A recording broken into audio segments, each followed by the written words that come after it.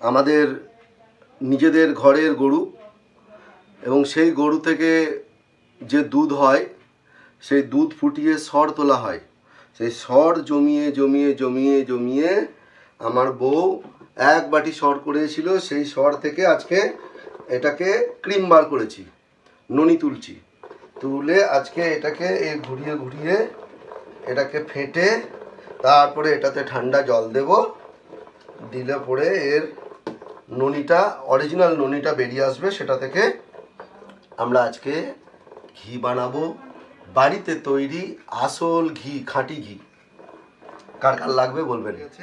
এবার আমি ফ্রিজ থেকে ঠান্ডা জল বার করেছি, ঠান্ডা জল বার করে এর সাথে মেশাবো।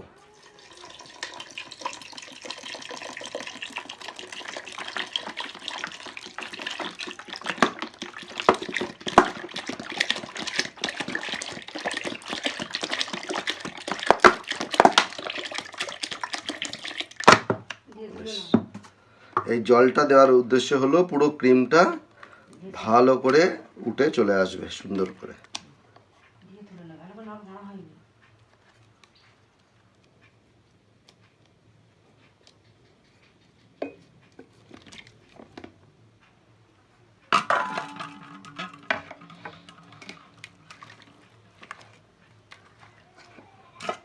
এটাকে একটা অন্য পাত্রে জলটা ঝরিয়ে নিয়ে তুলে দেবো।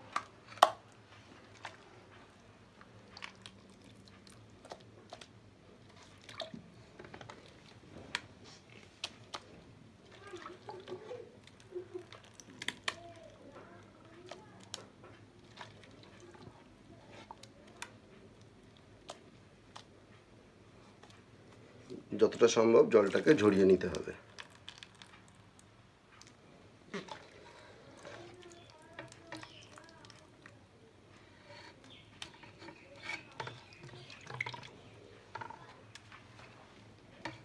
ছোট করে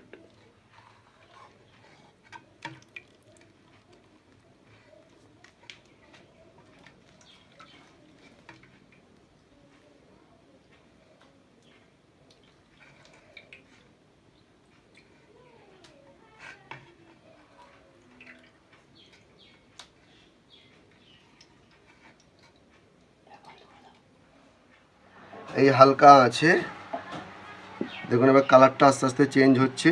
ফেনা হয়েছে কিন্তু কালারটা আস্তে আস্তে চেঞ্জ হচ্ছে।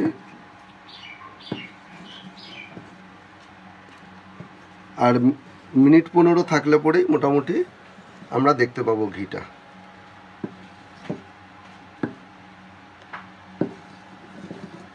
এই জলটা মরবে আস্তে আস্তে, যে জলটা আছে ক্রিমের মধ্যে। কি সুন্দর স্মেল আসছে একটা ঘিয়ের, নতুন ঘিয়ের স্মেল, অরিজিনাল ঘি।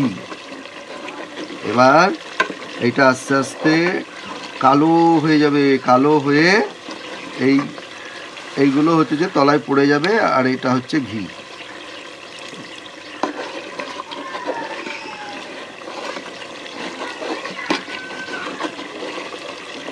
আর এই অরিজিনাল ঘি যে বাড়িতে তৈরি হয় সেই সারা বাড়ি, সারা পাড়া গন্ধ বেরোয়, সারা পাড়া জুড়ে গন্ধ বেরোবে। মানে অন্তত 100-200 মিটার দূর থেকে লোক জানতে পারবে যে সেই ওই বাড়িতে ঘি বানানো হচ্ছে। এর এত স্মেল আসবে, এত সুন্দর গন্ধ আসবে। ঘি আমাদের কমপ্লিট হয়ে গেছে। এবার এটাকে নামিয়ে নেব, নামিয়ে নিয়ে ঠান্ডা করব। ঠান্ডা করে তারপরে এটা ছেঁকে নেওয়া হবে। এই কতটা ঘি হবে গো? 500 হবে। 500 হয়ে যাবে? বাবা 500 ঘি হবে। 500 ঘিয়ের দাম কত? হ্যাঁ, আমাদের অবশেষে ঘি তৈরি হয়ে গেছে। নিজের হাতে আমরা বাড়িতে আছে ঘি বানালাম। এবারে ঘিটা ছেঁকে নিচ্ছি।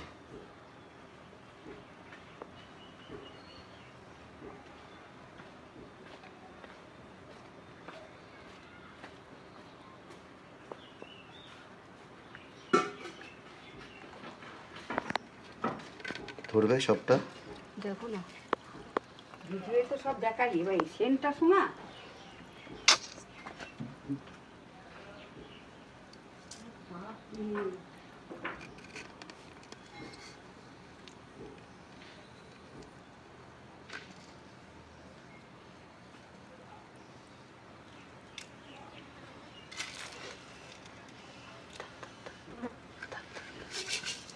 এখনও এতে ঘি বেরোবে, একটা সাইড করে রেখে দিলে পরে সাইডে আরও ঘি বেরোবে, আরও অন্তত 50-60 গ্রাম বা 100 গ্রাম ঘি এখান থেকে বেরোবে। এখন এটাতে 500 ঘি তুলে নাও, 500 ওপর, এটা 500 ml-এর 500 ml-এর এটা বটল।